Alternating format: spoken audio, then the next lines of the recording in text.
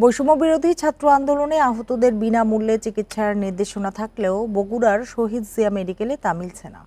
আহতদের অভিযোগ, প্রায় সব ওষুধই কিনতে হচ্ছে বাইরে থেকে, এমনকি ক্ষতস্থান ড্রেসিং করা ও ট্রলির জন্য প্রতিবার গুনতে হচ্ছে বাড়তি টাকা। তবে এসব বিষয়ে ব্যবস্থা নেওয়ার আশ্বাস দিয়েছেন হাসপাতালের উপপরিচালক।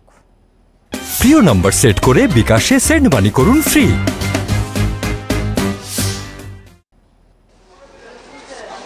বৈষম্য বিরোধী ছাত্র আন্দোলনে আহত হয়ে বগুড়া শহীদ জিয়া মেডিকেল কলেজ হাসপাতালের বিছানায় এখনও কাতরাচ্ছেন অনেকে।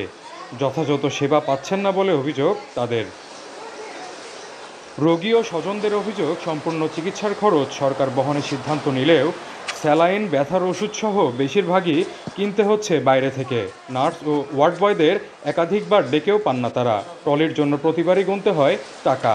টাকা না হলে ড্রেসিং করতে নিয়ে গেলে তারা নেয় না, আবার গাড়িও পাওয়া যায় না। টাকা দেও অনেক সময় গাড়ি পাওয়া যায় না। এখনো পরীক্ষা কিছু হয়নি, আর ওষুধ দিচ্ছে, ইঞ্জেকশন একটা কিনতে দিয়েছিল, আমি বাড়িতে কিনছি সেটা। হাসপাতালের উপপরিচালকের দাবি, আহতদের চিকিৎসায় সমাজসেবা অধিদপ্তরের মাধ্যমে ওষুধের ব্যবস্থা করা হয়েছে। নার্স ও ওয়ার্ড বয়দের বিরুদ্ধে অভিযোগ পেলে ব্যবস্থা নেওয়া হবে। অনেক সময় যে স্টাফরা দেখা যাচ্ছে বিভিন্ন সময় হয়তো একটা কাজ করে বিভিন্ন টাকার কথা এরকম অভিযোগ আমাদের কানে আসে।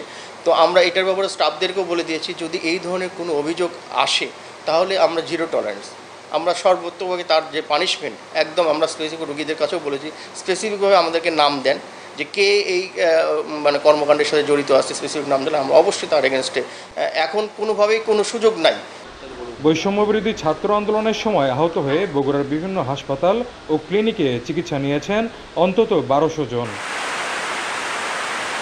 জজিফ হোসেন, ইন্ডিপেন্ডেন্ট নিউজ, বগুড়া।